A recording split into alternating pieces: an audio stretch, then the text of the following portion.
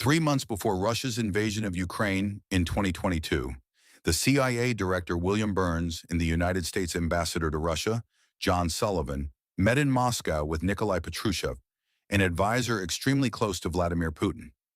Burns and Sullivan informed Patrushev that they were aware of Russia's invasion plans and that the West would respond with severe consequences if Russia proceeded.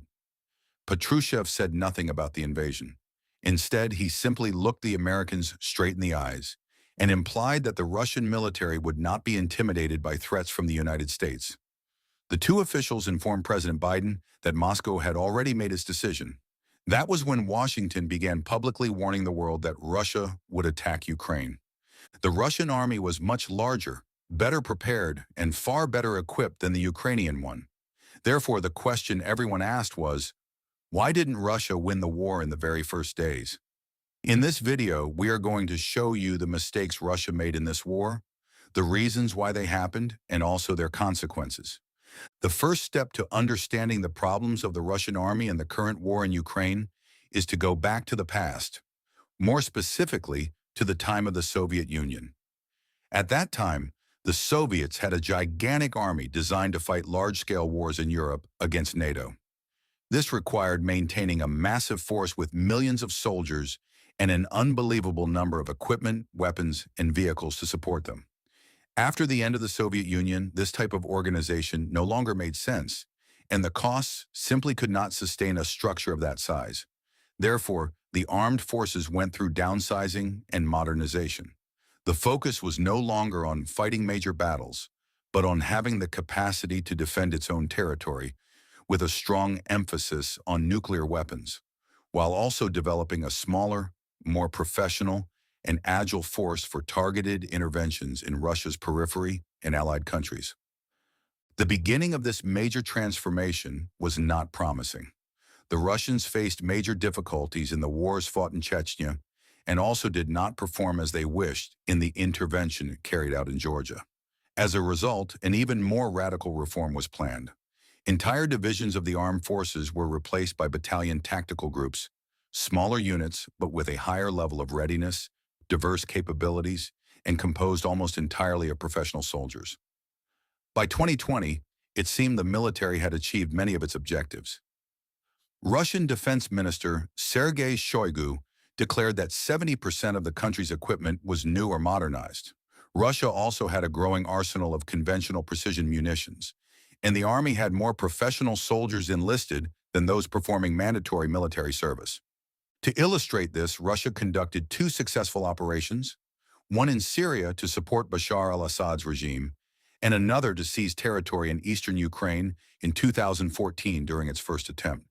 But this apparent success collapsed completely with the new invasion of Ukraine in February 2022.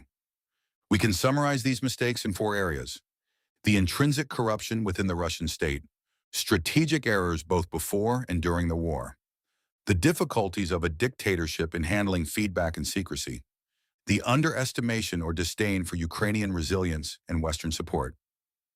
The first point, widespread Russian corruption, is no secret.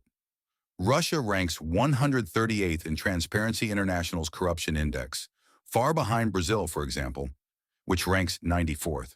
This corruption also affects the armed forces in several ways. One example may be the large contingent of ghost soldiers. That's right, ghost soldiers in the Russian army. Commanders frequently inflate the number of personnel in their units to meet recruitment quotas. In addition, they pocket the salaries sent to pay these soldiers who exist only on paper. This creates a major problem during an invasion, as units are sent to the battlefield lacking manpower. Another way corruption deeply affected the Russian war effort was through equipment. A striking example was newly built tanks leaving the factory with inefficient armor, making them easy prey for Western-supplied anti-tank weapons. Even Russia's latest generation missiles, announced with great fanfare by Putin, have a high launch failure rate. This can also be explained by corruption. Bureaucrats awarding overpriced contracts and purchasing poor quality products to pocket the difference. While these items are used in training, nothing too serious happens. But when they become the difference between life and death, between success and defeat on the battlefield, it makes all the difference. Speaking of training, This leads us to the second point. Russian strategic mistakes began before the first shot was fired. There is no evidence that the forces sent to fight in Ukraine were trained for the specific situations they would encounter in the neighboring country. Moreover, by mobilizing its forces and sending them to the border well in advance, the Russian army deprived soldiers of the ability to practice appropriate skills and carry out necessary equipment maintenance. To better understand how poor Russian planning undermined its performance, we must imagine how the invasion would have begun if Moscow had followed its own military doctrine. According to Russian doctrine, a war between states should begin with weeks of air and missile attacks against an enemy's military and civilian infrastructure. Russian planners consider this the decisive phase of the war, lasting between 4 and 6 weeks, aimed at destroying the adversary's military and resistance capabilities. Ground forces are normally employed only after air forces and missile attacks have achieved many of their objectives. This doctrine was not followed. Russian forces sent ground troops on the very first day instead of waiting until they had opened corridors and suppressed Ukrainian units. The result was catastrophic. Russian forces rushing to meet orders to reach certain areas at specific times overwhelmed their logistics and found themselves trapped by Ukrainian units. They were then relentlessly bombarded by artillery and anti-armor weapons. Although Russian air forces carried out attacks at the beginning of the war, they did not systematically target the country's infrastructure, possibly because Russia believed it would quickly administer Ukraine and wanted to keep governmental infrastructure intact, its electrical grid active, and the Ukrainian population apathetic. To make matters worse, in a vicious cycle of mistakes, Putin ordered Russian air forces to stop attacking Ukrainian air defenses in order to provide support to ground troops that were trapped and suffering heavy losses.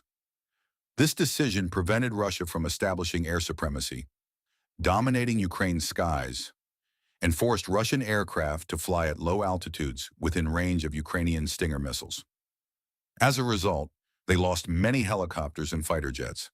Another strategic error stemmed from a doctrine adopted after earlier wars that prohibited new conscripts from serving in war zones. This meant professional soldiers were withdrawn from most units nationwide to serve in battalion tactical groups for the invasion. This created two serious problems. First, Moscow sent almost all its professional land and air forces in the initial assault, contradicting Russian military tradition of keeping Siberian and Far Eastern forces as a second wave or strategic reserve. When the first wave failed, there were no reinforcements available, leaving retreat as the only option.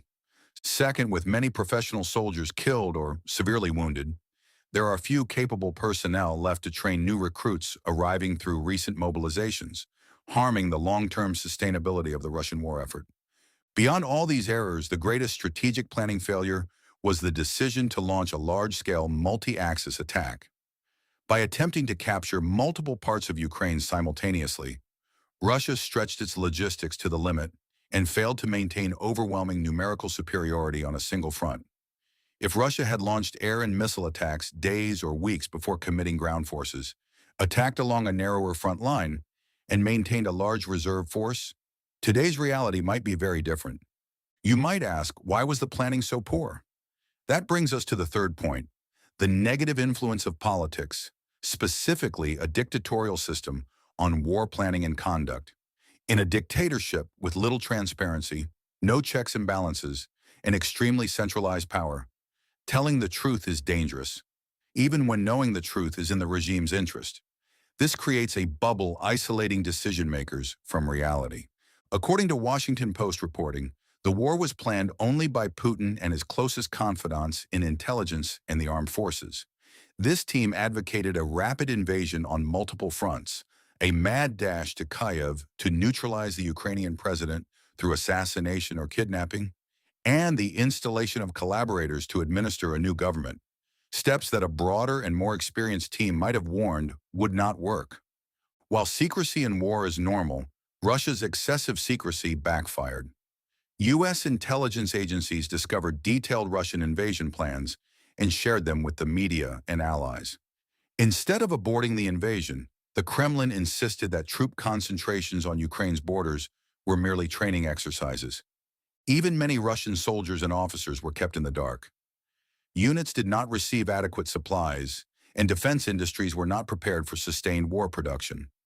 The invasion was labeled a special military operation, preventing Russia from implementing wartime administrative measures and allowing soldiers to refuse to fight without facing desertion charges. Finally, the fourth major mistake was underestimating Ukrainian resilience and Western support. Russian intelligence believed only 48% of Ukrainians were ready to defend their country, and that President Zelensky's approval rating was below 30% before the war. Moscow assumed the United States and Europe would not provide significant support. Instead, Ukrainians mobilized massively. Zelensky's approval soared, and Western support was historic. By January 2023, the United States had provided $27 billion in security assistance, with European states contributing billions more. Ukraine received body armor, air defense systems, helicopters, tanks, artillery, and HIMARS systems. Intelligence sharing was also crucial. Despite all this, it is too early to say Russia will completely collapse. Although wounded and discredited, Russian forces are still capable of complex operations and adaptive learning.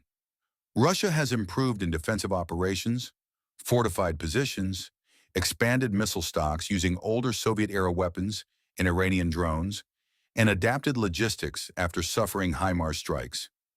Putin has stated he seeks control of the four provinces Moscow annexed, Donetsk, Luhansk, Zaporizhia, and Kherson, and appears prepared for a long war. Whether these adaptations will be sufficient remains uncertain. No single factor explains Russia's poor performance. Many problems are intrinsic to the Russian system. Others are beyond Moscow's control, namely Ukrainian determination and sustained Western support.